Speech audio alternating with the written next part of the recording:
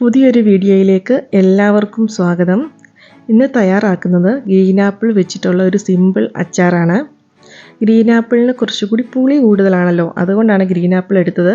Red apple വെച്ചിട്ടും ഇതേ രീതിയിൽ അച്ചാർ തയ്യാറാക്കാം. ആപ്പിൾ നല്ലപോലെ ഒന്ന് കഴുകി വൃത്തിയാക്കി എടുക്കണം. 2 ആപ്പിൾ വെച്ചിട്ടാണ് ഇന്ന് അച്ചാർ തയ്യാറാക്കുന്നത്.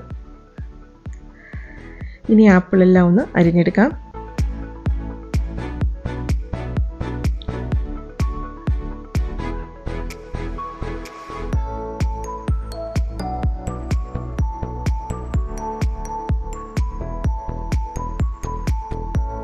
ആപ്പിളെല്ലാം അരിഞ്ഞെടുത്തിട്ടുണ്ട്.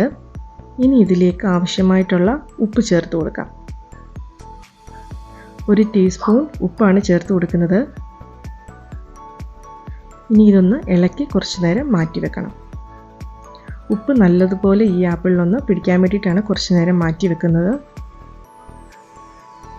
ഇനി ഇതിലേക്ക് 1 കുടം വെളുത്തുള്ളിയും 2 പച്ചമുളകും എടുത്തിട്ടുണ്ട്. അതൊന്ന് അരിഞ്ഞെടുക്കണം. പാൻ അടുപ്പത്ത് വെക്കുക. അത് ചൂടായിട്ട് വരുമ്പോൾ അതിലേക്ക് നല്ലെണ്ണ ഒഴിച്ചു കൊടുക്കുക. 3 ടേബിൾ സ്പൂണോളം നല്ലെണ്ണ എടുത്തിട്ടുണ്ട്. ഇനി ഇതിലേക്ക് 1 ടീസ്പൂൺ കടുകും കൂടി ചേർത്ത് കൊടുക്കാം. അച്ചാറിന് എപ്പോഴും നല്ലത് നല്ലെണ്ണയാണ്. കടുകൊക്കെ ഒന്ന് പൊട്ടി വന്നതിന് ശേഷം ഇതിലേക്ക് കുറച്ച് കറിവേപ്പില ചേർത്ത് കൊടുക്കാം.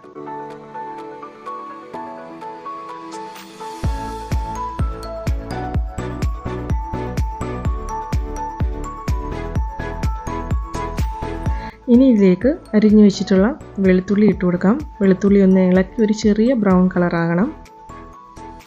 ഒത്തിരി മൂത്ത് പോകുകയൊന്നും വേണ്ട. ഇനി ഇതിലേക്ക് പച്ചമുളകും കൂടി ഇട്ട് കൊടുക്കാം.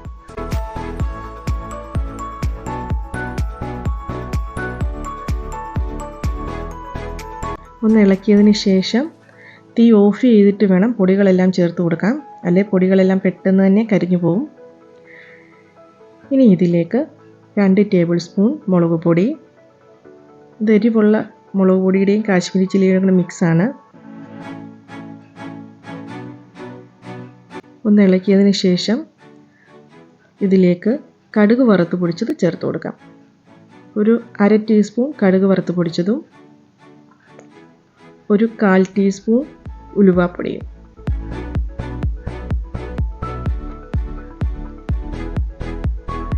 ഇനി ലോ ഫ്ലെയിമിൽ ഇട്ടതിന് ശേഷം പൊടികളെല്ലാം ഒന്ന് മൂപ്പിച്ചെടുക്കണം. ഇനി ഇതിലേക്ക് ചേർത്ത് പോകുന്ന വിനാഗിരിയാണ്. ഒരു 3 ടേബിൾ സ്പൂണോളം വിനാഗിരി ചേർത്ത് കൊടുക്കുന്നുണ്ട്. ഈ വിനാഗിരി ഒന്ന് ചെറുതായിട്ട് ചൂടായി വരണം. അതിനുശേഷം തീ ഓഫ് ചെയ്യണം. എന്നിട്ട് ആപ്പിൾ ചേർത്ത് കൊടുക്കാവൂ, അല്ലെങ്കിൽ ആപ്പിൾ പെട്ടെന്നങ്ങ് വെന്തു പോകും.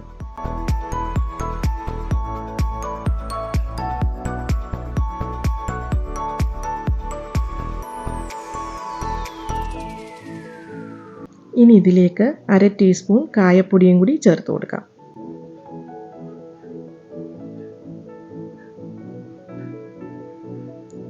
അതിനുശേഷം നല്ലപോലെ ഒന്ന് ഇളക്കിയെടുക്കണം.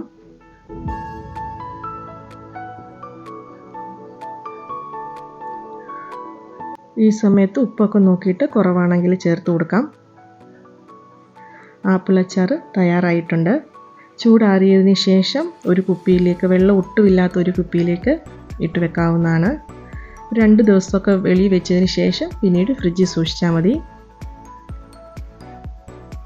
വീഡിയോസൊക്കെ ഇഷ്ടപ്പെടുകയാണെങ്കിൽ ലൈക്ക് ചെയ്യാനും ഷെയർ ചെയ്യാനും കമൻറ്റ് ചെയ്യാനും മറക്കരുത്.